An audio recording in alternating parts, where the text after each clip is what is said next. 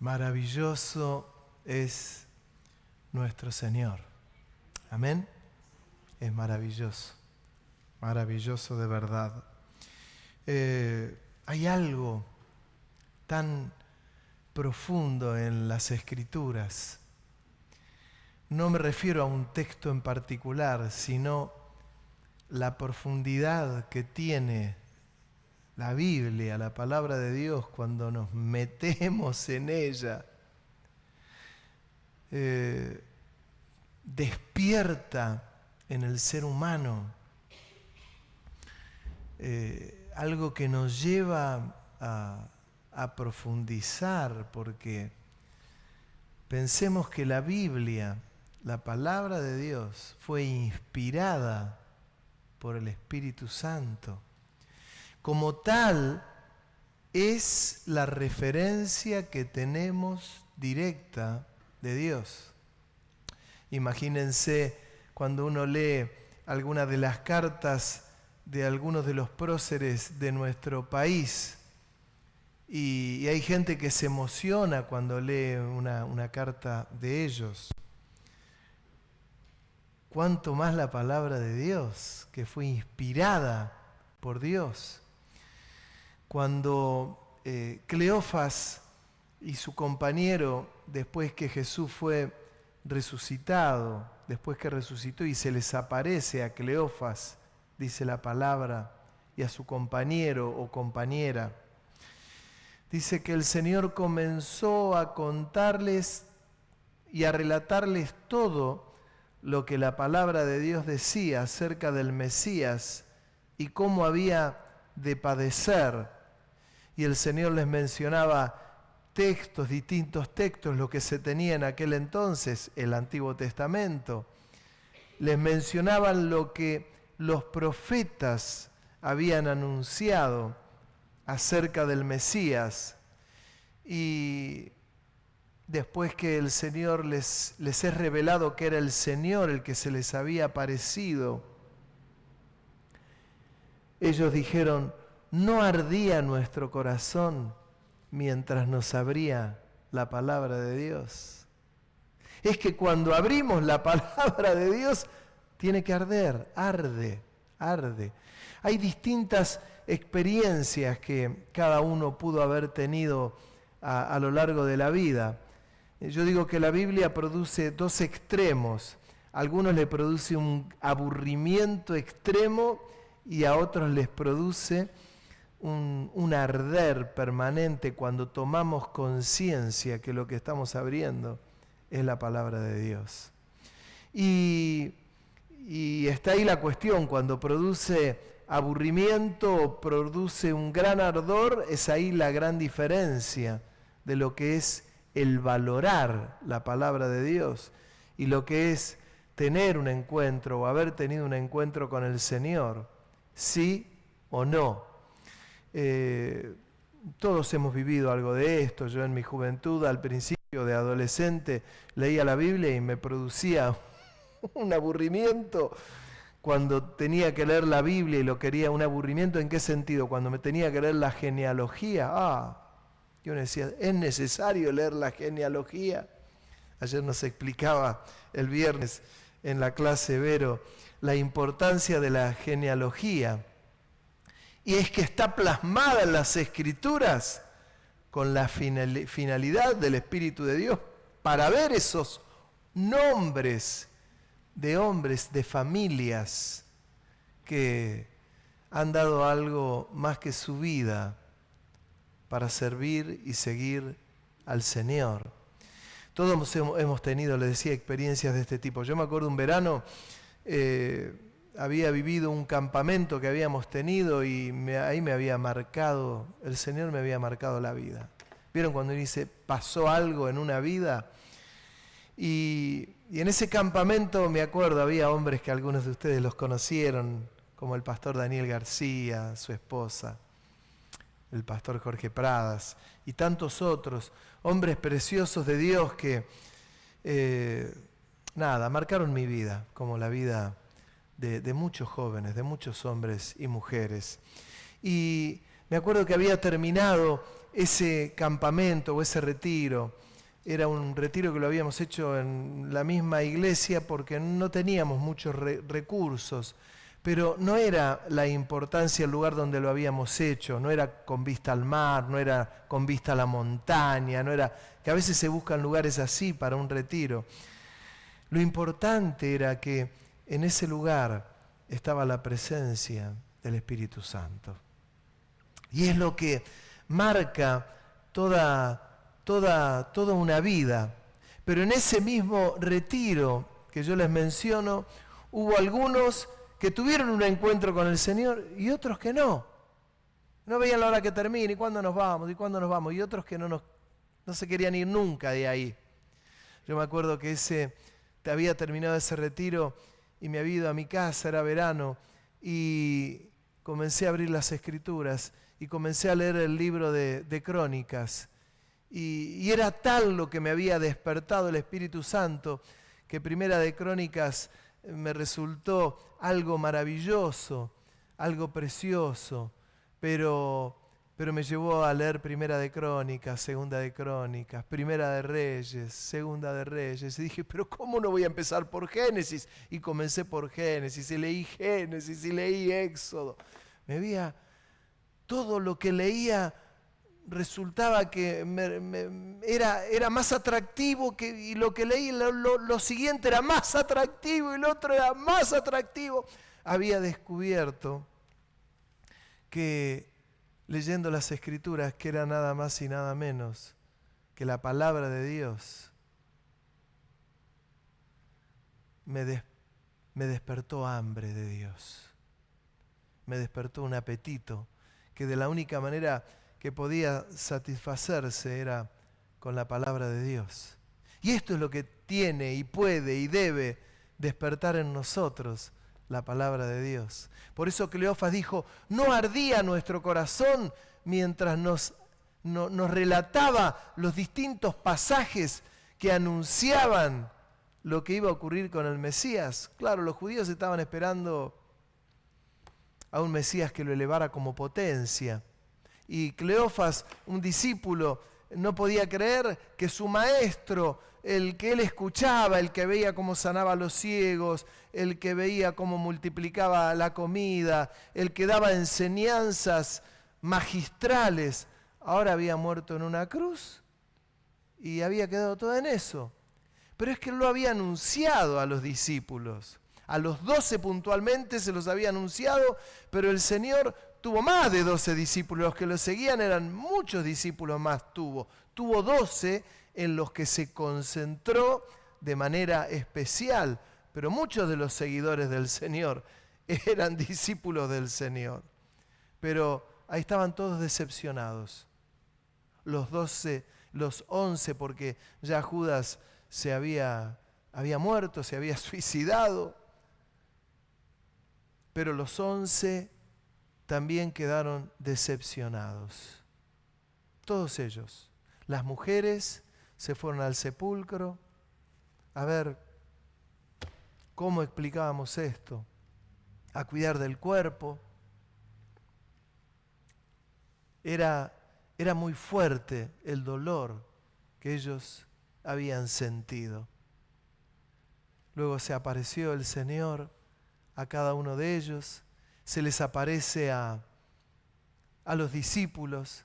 Qué interesante que cuando se le aparece a los discípulos, Tomás no estaba en esa reunión. Siempre me llamó la atención esto. Y los discípulos fueron, y cuando lo vieron a Tomás le dijo, ¡Jesús resucitó! Resucitó el Señor, lo que él había prometido, que no lo habíamos tenido en cuenta, resucitó. Y Tomás dijo, yo, si no pongo mi dedo en el costado que a él le habían abierto cuando estaba en la cruz, y si no veo sus manos perforadas, yo no voy a creer, me van a perdonar. Era como que la palabra era toda muerta, no tomaba sentido. No, todo muy lindo, me podés decir todo lo que dijeron los profetas, pero a los hechos me remito. Yo lo vi muerto en una cruz y puesto en la tumba y hasta que se le apareció el Señor. Yo no sé. Le debe haber crecido el pelo, le creció la barba, la piel se le puso de gallina. Yo no sé, pero el Señor se le apareció a Tomás y le dijo, querido, poné tu mano, poné tu mano. Y él exclamó y dijo, ¡Señor! Ahí entendió todo. Bienaventurados aquellos que creen sin ver. Una de las enseñanzas que tiene que estar todo el tiempo flotando en nuestra vida, porque yo les digo esto con el diario del día lunes, claro, porque hermanos, nosotros sabemos todo lo que ocurrió. Si nosotros hubiésemos estado en el tiempo de Jesús, hubiésemos sido tan incrédulos como los discípulos del Señor, como Cleofas, como todos los demás. Si alguno dice, uy, ¿cómo me hubiera gustado estar en los tiempos de Jesús? Hay que ver en qué lugar hubieses estado vos. Tal vez te hubiera tocado estar entre los 10 leprosos, eras uno de los leprosos y de los 10 volvió uno solo glorificando a Dios. Los otros 9 ni aparecieron. Tal vez yo hubiese estado entre uno de esos 9 leprosos. Vos también. Y así sucesivamente. Nuestro caminar acá en la tierra, hermanos, nos deja estas herramientas que nosotros tenemos, que es la palabra de Dios. Yo la veo como una herramienta impresionante porque es la palabra de Dios, es lo más precioso que tengo. Que sumado a tener un encuentro con el Señor, hace de nuestras vidas dinamita. Si no hay un encuentro con el Señor, es como un día me dijo un joven, yo veo la Biblia como un gran libro de historia.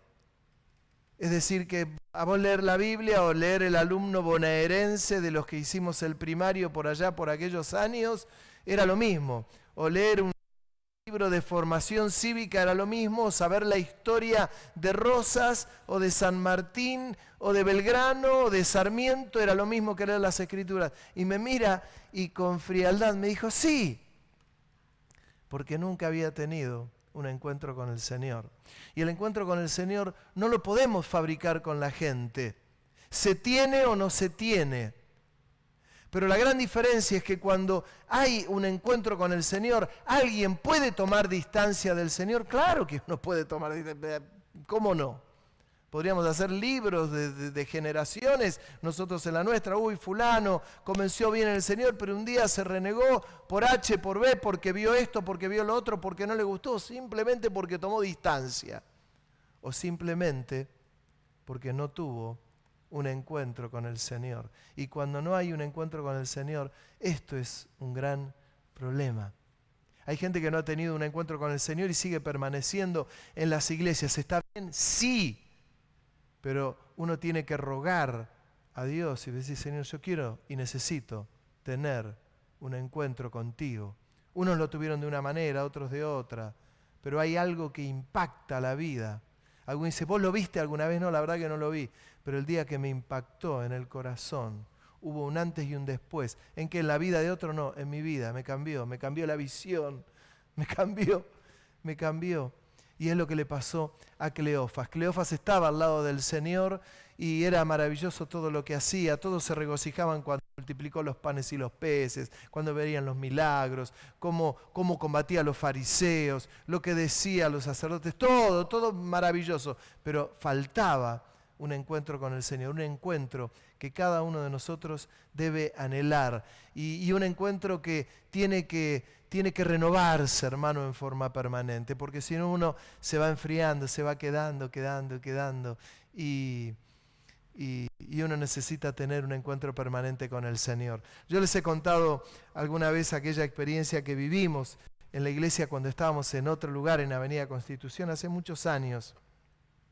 Era un culto apático, éramos un puñadito como estaríamos, como ahora tal vez, y eran esos cultos, un culto de verano, era un día pesado, y estaban los músicos queriendo alabar al Señor, y el culto costaba, la gente no cantaba, había algo que costaba, y en un momento había un silencio, se habían callado los músicos, los cantores, y comenzó a haber una alabanza muy suave, y que fue incrementándose, una alabanza. Y quien tocaba la batería dijo, hermanos, son ángeles. Y ahí comenzamos a darnos cuenta, porque los que estábamos sentados no sabíamos si era que estaban dirigiendo los músicos, y comenzamos a oír las voces de ángeles. Quien tocaba la guitarra sacó las manos de su guitarra, el que tocaba el teclado igual, los micrófonos se bajaron y comenzaron a escucharse voces angelicales. Y ahí nos dimos cuenta lo que estaba ocurriendo. Los ángeles que estaban en ese lugar nos estaban empujando y nos estaban diciendo, en este lugar está la presencia de Dios, y la iglesia está callada. Y ahí la iglesia explotó en una alabanza, en un cántico nuevo, porque los ángeles alababan en un cántico nuevo. Si ustedes me dicen cómo fue, lo que escuchábamos era un wow, wow, wow, wow, y se llenó, y se llenó, y se llenó, y se llenó. Duró 30 segundos, pero fue impresionante. A veces los ángeles hasta usan esos recursos. ¿Para qué? Para empujar a la iglesia, para decir que no les pase lo de Tomás, que tenés que verlo para creer. No, la presencia de Dios está, la presencia de Dios está, es omnipresente, es omnisciente, lo explicaba días pasados en los atributos de Dios, pero está, y como está, no tengo ganas, pero voy a sacar ganas de donde sea, de lo más profundo de mi ser, para exaltar el nombre de Dios. Por eso nuestra mirada tiene que estar en Él. No nos puede distraer ni el dólar blue, hermanos. No nos puede distraer nada, porque Él es Rey soberano. En Él es donde tenemos la mirada. En Él es en quien confiamos. Él es el que nos sostiene. No nos sostiene un gobierno, no nos sostiene el médico, nos sostiene la presencia de Dios. De Dios. Hay 4 puntos que yo quiero tocar muy rápido con ustedes. Voy a parafrasear para que no se haga muy tarde. Pero hay 4 puntos que a mí me han llamado la atención. Y en muchos puntos más que hay, pero que uno tiene que prestarle mucha atención e imitar a aquellos hombres que les hablo, hombres y mujeres de las Escrituras, que han marcado, que Dios los ha usado de tal manera que quedó plasmada en las Escrituras. Uno de ellos fue Noé. Noé, en los tiempos que él vivió, allí habla en Génesis, creo que capítulo 6, habla de su vida. Dice que la maldad iba en aumento, ocurrían cosas aberrantes. Dice que Dios llegó a decir, me arrepiento no de haber formado la tierra, de haber puesto hombre en la tierra. El dolor que le debe haber producido a Dios fue tan grande, porque la maldad era terrible. Léalo ahí lo que ocurría. Había un desorden impresionante, la maldad, el odio. Y Dios, mirando todo eso, decía, qué fuerte lo que produjo la desobediencia de Adán.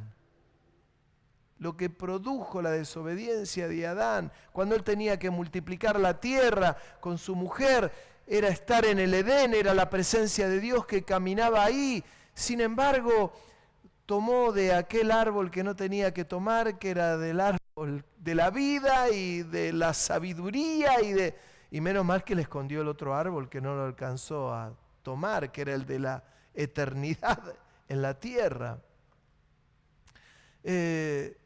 Y produjo todo esto. Dios le dice a Noé, mirá, vas a hacer un arca.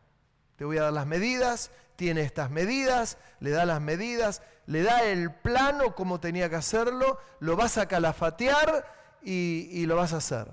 Hermanos, una de las cosas que nosotros encontramos en una enseñanza como esta y que tiene que estar plasmada en nuestras vidas es la paciencia.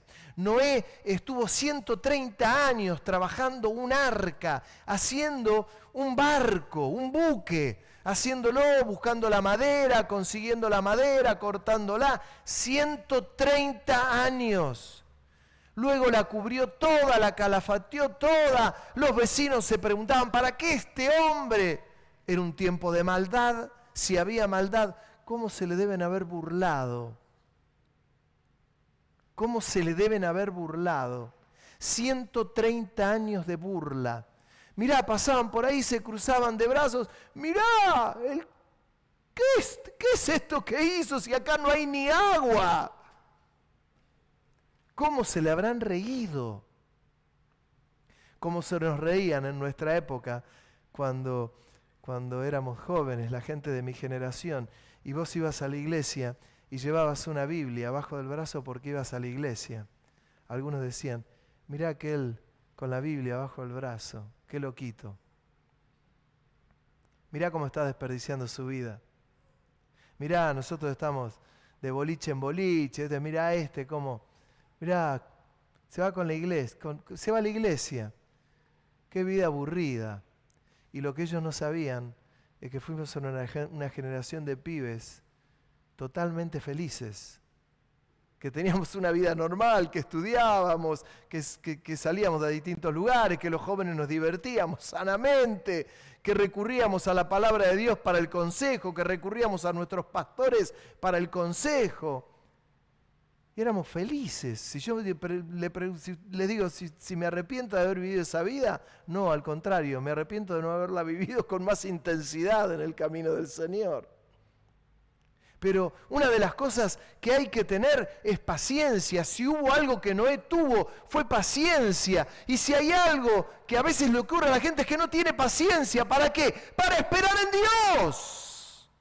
No esperó, lo hizo. En un momento Dios le dijo, entra al arca, entra con tus hijos, entra con tus yernos, entra, meté los animales. Entraron, le hicieron caso a Dios, porque la otra es que a Dios hay que hacerle caso. El gran problema de la creación es que no le gusta hacer caso a Dios. Por eso hoy nos encontramos con gente que dice, la Biblia es algo obsoleto. Escrito por hombres. Claro que fue escrito por hombres. Pero un pequeño detalle, inspirados por el Espíritu Santo. Y que es la palabra de Dios. Es que Dios habla, es que Dios enseña, es que Dios guía, es que Dios instruye, es que Dios muestra. A veces usa a los ángeles, a veces usa a los arcángeles. A veces viene Él mismo y lo hace saber. Como le ocurrió a Jacob cuando tuvo un encuentro con Dios.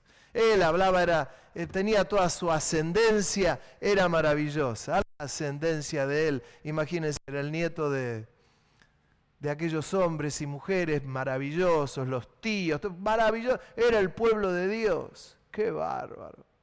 ¡Qué bárbaro! ¡Qué linda descendencia! Abraham, Isaac, Jacob, ¡qué lindo! Hombres de Dios, ¡qué lindo para arriba! Pero no habían tenido un encuentro con Dios.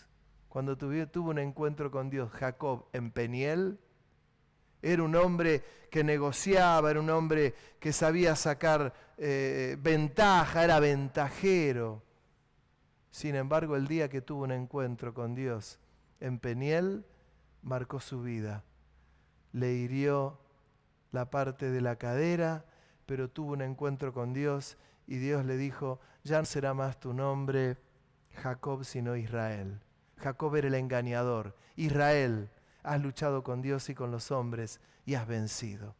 Tuvo un encuentro con Dios. Entonces a la iglesia le digo, tenga paciencia, tenga siempre paciencia, espere en Dios.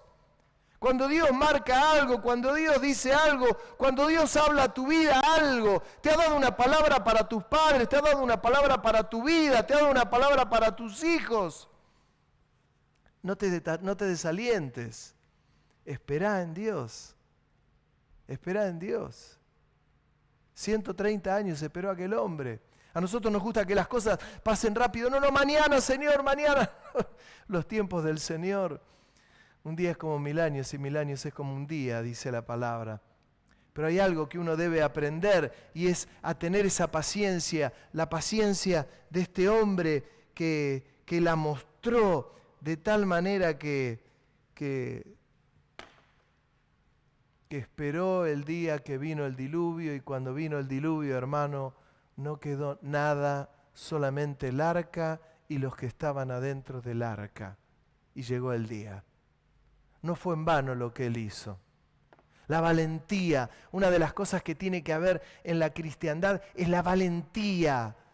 Hermano, claro que hay que ser valiente. Yo recién les contaba algo de lo que me había vivido a mí. Yo tengo montones de batallas perdidas y ganadas un puñadito.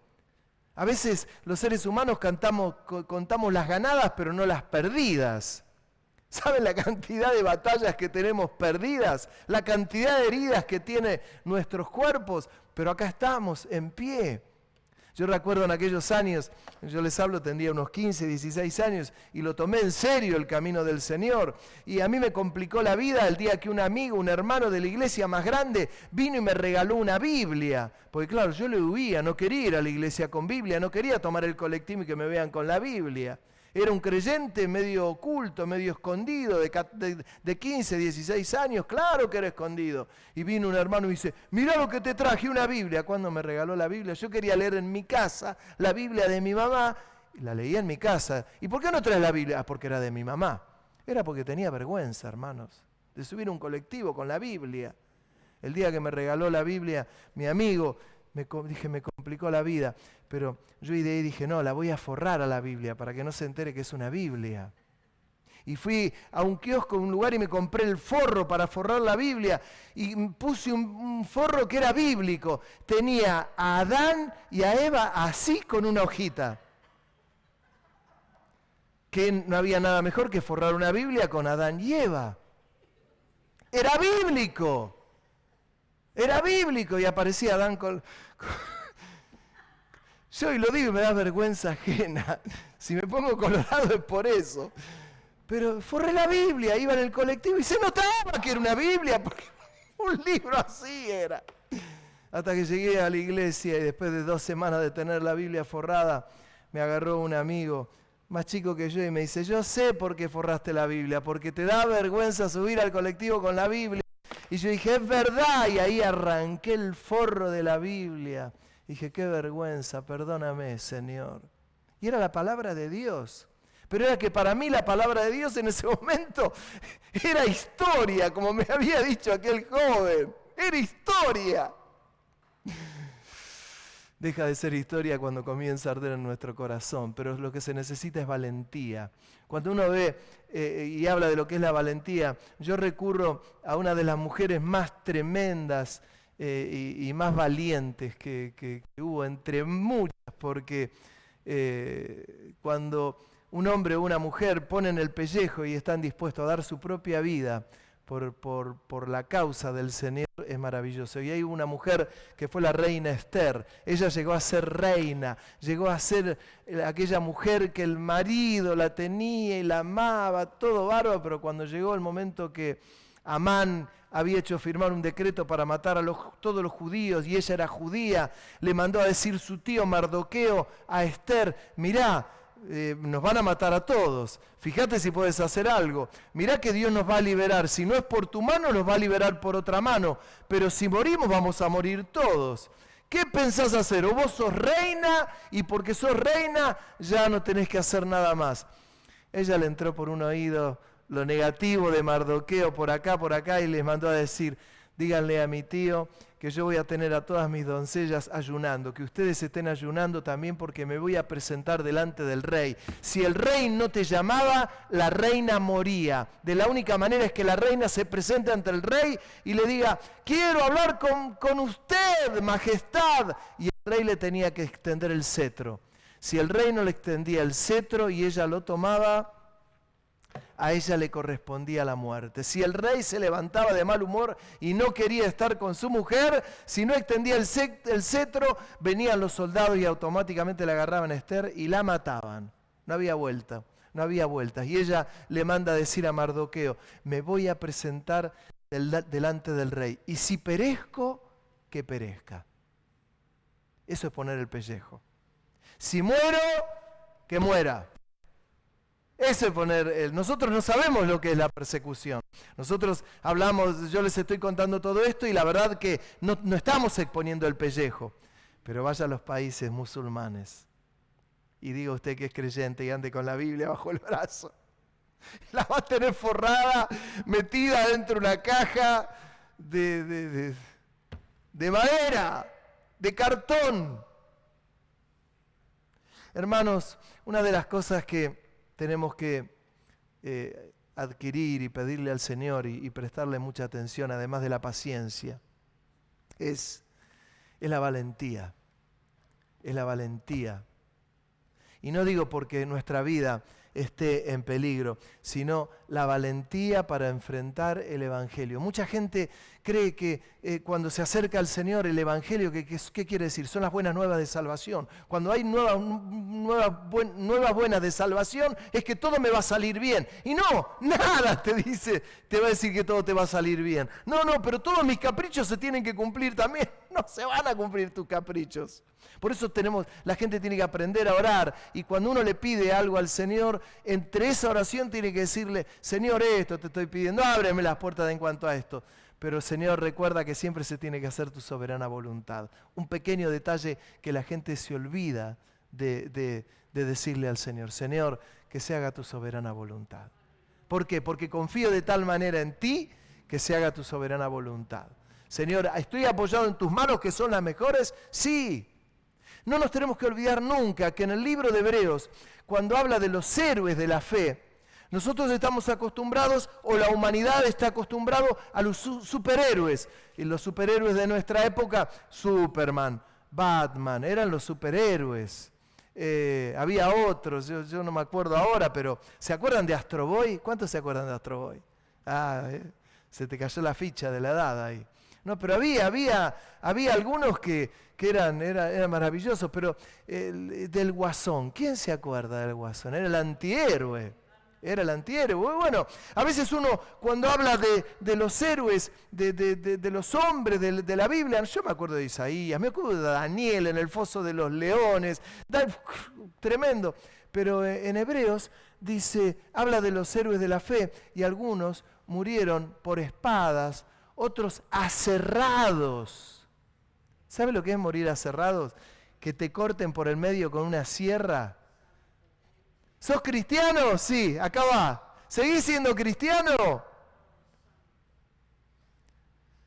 Pero hablo la valentía, no en ese extremo donde gracias a Dios no la vivimos, sino la valentía de tomar las cosas de Dios. Y si las cosas no salen como yo quiero o me gustaría, tener la valentía de ser muy fieles al Señor, por más que las cosas no salgan como yo quisiera que salgan. ¿O cuántos desde que están en el Señor, no, ya no tuvieron más problemas? Claro que tenemos problemas, claro que tenemos dificultades, claro que tenemos que confiar en el Señor, claro que clamamos al Señor, claro que oramos y clamamos por cosas que no salen como a uno le quisiera que salgan. Pero es la valentía. Tengamos la valentía de la reina Esther. Si perezco, que perezca. Hermanos, hay un texto que lo tengo que leer porque está en Mateo capítulo 12, versículo 46. Mateo 12, 46. Y es del Señor. Y dice: mientras él aún hablaba a la gente, he aquí su madre y sus hermanos estaban afuera y le querían hablar. Y le dijo uno: he aquí tu madre y tus hermanos están afuera y te quieren hablar. Respondiendo él al que le decía esto, dijo: ¿quién es mi madre? ¿Y quiénes son mis hermanos? Extendiendo su mano hacia sus discípulos, dijo: he aquí mi madre y mis hermanos, porque todo aquel que hace la voluntad de mi Padre que está en los cielos, este es mi hermano y hermana y madre. Y hay algo que tengo que aclarar. Uno termina de leer este texto y dice: ¿qué hay que hacer? ¿Hay que dejar la familia de lado? No. Porque Pablo dijo que el que no provee para los suyos es peor que un incrédulo y ha negado la fe. La familia, hijos, hermanos, tíos, abuelos, es la familia. Uno tiene que amar la familia de la sangre, tiene que amarla, uno tiene que velar por la familia de la sangre, tiene que rogar por las misericordias de Dios. Pero lo que está diciendo el Señor, te están buscando, lo voy a parafrasear, te buscan tu mamá y tus hermanos, quieren decir algo, y el Señor dice, no, que esperen. Mi padre, mi hermano son los que hacen la voluntad de Dios. Por lo tanto, la iglesia, si estamos haciendo la voluntad de Dios, es nuestra familia, hermano, también. Es la familia de la fe. Es la familia de la fe. No está diciendo, bueno, tienen esta familia, tu familia de sangre no es tu familia, no sirve para nada. Ni se te ocurra, porque tenemos que velar por nuestra familia, tenemos que velar por los hijos, hay que velar por los padres, hay que velar por los tíos. Y alguno puede decir lo que algún dicho se escucha por ahí, no, y la familia es la que me tocó, los amigos los elijo. Entonces parece que es mejor los amigos que la familia. No, uno tiene que velar por la familia. Tiene que orar por la familia. Pero hay un orden, que es el orden que uno tiene que meter entre esos 4 puntos que les estoy tocando, además de la valentía, además de la paciencia, es el orden. La iglesia no es una cuestión menor. La iglesia es el cuerpo de Cristo, es la esposa del Señor, es importante. La iglesia tiene imperfecciones, exactamente las mismas imperfecciones que tiene tu familia de la sangre o la mía. Es como un ser humano que tiene un barrito, le salió un barrito acá y le salió barrocutina, ¿se acuerdan barrocutina? Bueno, tiene un barrito, bueno, ya está, se está quedando pelado. Y bueno, hermano, es lo que hay, es lo que va. Uno tiene, mirá, es el orden. En este orden, la iglesia, yo la tengo que valorar, la tengo que respetar, la tengo que amar, porque es el cuerpo de Cristo. Es el cuerpo del Señor, es la amada del Señor.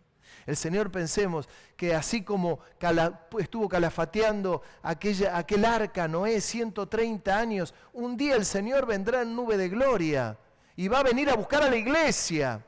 No dijo ni la fecha, ni el día, ni la hora, y no sé si faltarán 130 años, 1000 años más, o si es el año que viene, o esta noche, no lo sé, pero el Señor vendrá, porque lo dice su palabra. Pero no es una cuestión de tal vez, no, el Señor vendrá, y como vendrá, lo mejor es que encuentre nuestras vidas ordenaditas, porque vendrá en nube de gloria. Algunos creen que como el Señor no viene, es más, el Señor habló de una parábola del mayordomo infiel que maltrataba a todos porque pensaba que nunca aquel que lo había puesto a cuidar la viña con todos los obreros de allí pensaba que nunca venía, y un día vino el amo terrenal y le dijo, che, ¿qué es esto de este desastre que hay? Un día el Señor vendrá, y como vendrá, tiene que encontrar orden en nosotros. Y uno de los órdenes que yo quiero tocar con ustedes, y que los toco muy por arriba y que lo han entendido porque ustedes son personas inteligentes, es que uno debe amar la iglesia. Y la iglesia tiene un montón de defectos, claro que tiene defectos. Sigo insistiendo, la iglesia fue perfecta hasta que llegué yo. La iglesia era perfecta hasta que llegaste vos. Yo fui el fundador de esta iglesia, lo que me eleva a decir, bueno, no había nadie cuando había, pero le quiero decir algo, mis imperfecciones hacen fea a la iglesia. Pero te quiero mirar, y vos tenés que mirarme con los ojos del Señor. Con los ojos del Señor. Y vos me vas a ver rubio, de ojos verdes, de allá, con los ojos del Señor. Es así. Hay un orden que uno tiene que valorar. La enseñanza que el Señor les estaba dejando a los que estaban allí era que había que valorar a los que querían hacer la voluntad de Dios. Hermano, hoy usted podría estar comiendo en su casa tortas fritas y tomando unos mates ricos o comiendo un alfajorcito o no, una galleta de arroz, qué sé yo, lo que usted quiera, pero podría haber estado calentito en su casa, pero vino acá ¿a qué? A glorificar el nombre de Dios y vino a escuchar un mensaje, vino a escuchar la palabra de Dios y esto tiene un valor para el Señor, esto tiene una cuestión, no es que viniste de casualidad, no es que hacía tanto que no me congregaba y alguien me dijo, mirá, tenés que venir porque tal vez el Señor quiere hablarte, te quiere decir algo, sí, y lo que el Señor te quiere decir es, toma paciencia, ten paciencia, pon orden, valora el orden, porque el Señor tiene un propósito con la iglesia. Porque el Señor lo que quiere es que en todos nosotros y aún en los que no han podido venir pueda arder nuestro corazón, pueda arder en forma permanente, que no deje de arder, que todo comience a tomar vida, nuestra vida, que podamos ser valientes. ¿Valientes para qué? Para esperar en el Señor. Para esperar. Yo les puedo asegurar que el Señor me ha dado palabras que no han tenido cumplimientos. No hablo de mi vida, hablo de vida de otros. Y yo estoy esperando en la fidelidad del Señor, en sus promesas. Porque si el arca tardó 130 años en hacerla y el Señor siguió tolerando la maldad que había en ese lugar 130 años más, ¿cómo no vamos a tener paciencia nosotros? No, pero si el Señor no va a venir, vivamos nuestra vida alocadamente, ¿no? ¿Para qué? Y un cuarto punto que está en Habacuc, y yo los voy a invitar que abra la Biblia en el capítulo 3, verso 17, porque el cuarto punto es tan importante como los otros, porque es confiar en Dios cuando la cosa está adversa en nosotros, cuando hay adversidad. Cuando hay adversidad. Lo que el Señor nos promete es la salvación y la vida eterna. Todo lo demás es perecedero. Por eso, cuando alguno dice, uy, mirá el Señor acá en la tierra, cómo me prospera, me ha bendecido. Sí, te puede bendecir, te puede prosperar, pero todo eso es perecedero. Mirá, Pedro, qué linda campera azul que tenés. Es linda, pero es perecedera. ¿Quién cambió el auto últimamente? A ver, ¿hubo alguien que el último mes ha podido cambiar el auto? Qué manga de pobre que somos, hermano. ¿Quién ha comprado una ropa? ¿Quién ha comprado esta última semana una prenda? Bien, Nancy. No la semana pasada, ya está añeja. Pero, bueno, es perecedera. Tiene fin. ¿Vieron cuando uno va a comprar algo y dice, ¡qué lindo! Me lo quiero comprar. ¿Por qué uno va y lo compra? Porque le gusta. ¡Qué lindo! Me lo quiero comprar. ¿Vieron? ¡Qué bueno! Me lo compro. Me lo compré. ¡Qué lindo! Bueno, eso que compramos tiene fecha de vencimiento. Todo lo que el Señor nos dé en la tierra tiene fecha de vencimiento, hasta una sanidad. Si yo tenía una enfermedad y el Señor me sanó, tengo una mala noticia, esa sanidad tiene fecha de vencimiento. Un día te vas a morir y esa sanidad quedó atrás. Lo único que no va a caducar es la salvación. Lo único. La promesa del Señor que no caduca, no vence, y es por toda la eternidad, es cuando nosotros estemos en su presencia. Que ahí vamos a ser, dijo el Señor, vamos a ser como los ángeles, no nos vamos a dar en casamiento, nada. Vamos, pero es la eternidad y vamos a estar frente a la presencia del Señor y ahí nos vamos a acordar. Yo lo doy como lo que creo. Yo creo que nos vamos a reconocer allá. Nos vamos a reconocer. Vamos a decir, Pedro, ¿cómo está Johnny? Ale, ¿cómo está Diego? Alba, Vero, todo bien, Vero. Pero va a ser la eternidad. Pero mire lo que dice en Habacuc, capítulo 3, versículo 17, que esto es lo que a muchos los hace tambalear. Y se los estoy leyendo para que no te haga tambalear. Dice Habacuc, el profeta que había renegado él contra Dios, como muchas veces de nosotros. Muchas veces hay gente que no viene, desaparece porque está renegada contra Dios. Y te lo dice, che, fulano, ¿qué es de tu vida? Estoy renegado contra Dios. O no, o me estoy tomando un tiempo con el Señor. O como me decía no hace mucho, un hombre hablando, un hermano, un joven, me decía, mi dificultad es que yo nunca tuve un encuentro con el Señor. Mire, cuando alguien reconoce esto y dice, me estoy enfriando porque no tuve un encuentro con el Señor, aunque usted no lo pueda creer, es maravilloso, porque está reconociendo cuál es el verdadero problema. Y a pocos les cuesta reconocer esto.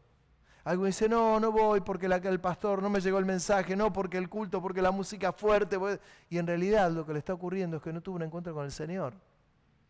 Esta persona me decía, mi problema es que no tuve un encuentro con el Señor.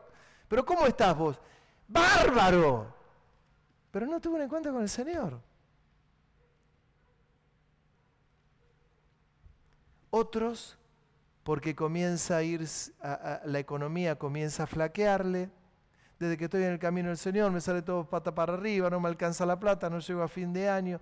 Es que vos estabas esperando la multiplicación de los panes y los peces. Ustedes saben que cuando Jesús multiplicó los panes y los peces, más seguidores se le sumaban a Jesús. ¡Más, vamos a seguirle! ¡Vamos! Oramos y se multiplica. Tengo una moneda de oro, se multiplica. Imagínense, tenía que pagar un impuesto Pedro y el Señor le hizo sacar un pez del agua, dejó de ser pez para ser pescado, lo abrió y le sacó una moneda de oro y le dijo, anda ahora y paga los impuestos. Dale al César lo que es del César. Caramba, pero miren lo que dice Habacuc. Aunque la higuera no florezca, ni en las vides haya frutos, es decir, no haya uvas en las plantas de uva, aunque falte el producto del olivo, yo le voy parafraseando, usted es inteligente, no lo necesita, pero si no hay aceite, que era algo precioso, los labrados no den mantenimiento, las ovejas sean quitadas de la majada, me las hayan robado, y no haya vacas en los corrales, porque no las comimos y no hay más, con todo yo me alegraré en Jehová y me gozaré en el Dios de mi salvación. Jehová, el Señor, es mi fortaleza, el cual hace mis pies como de ciervas y en mis alturas me hace andar. Al jefe de los cantores sobre los instrumentos de cuerdas. Dice, con todo yo me alegraré en Jehová y me gozaré en el Dios de mi salvación. ¿De qué está hablando? De la salvación. Ahí está la cuestión importante. ¿En dónde? En la salvación. En la salvación. ¿Se dan cuenta? ¿Dónde tengo puesta la mirada? ¿Dónde? ¿Dónde? Él es mi fortaleza, decía Habacuc. Y esto es lo que nosotros tenemos que poner nuestra atención. 4 puntos. 4 puntos.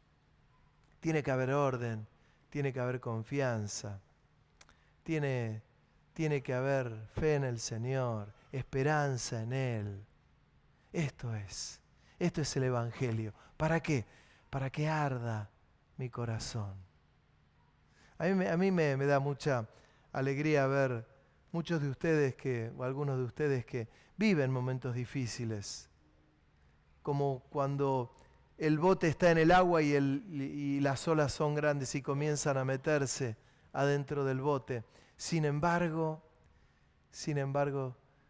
están haciendo lo que hacía Abraham. Dice que Abraham se fortalecía en Dios glorificándole, dándole gloria. Él se fortalecía en Dios dándole gloria. Es la vida del creyente. Tiempos difíciles, si los hay, en nuestro país, tiempos muy difíciles. Hermanos que nuestra fe no decaiga. Pongamos a Dios siempre en el lugar que Él tiene que estar, en el centro de nuestra vida. Amén. Hay una canción que dice, todo lo que has hecho tú, Jesús, por mí, yo te lo agradezco y te quiero decir.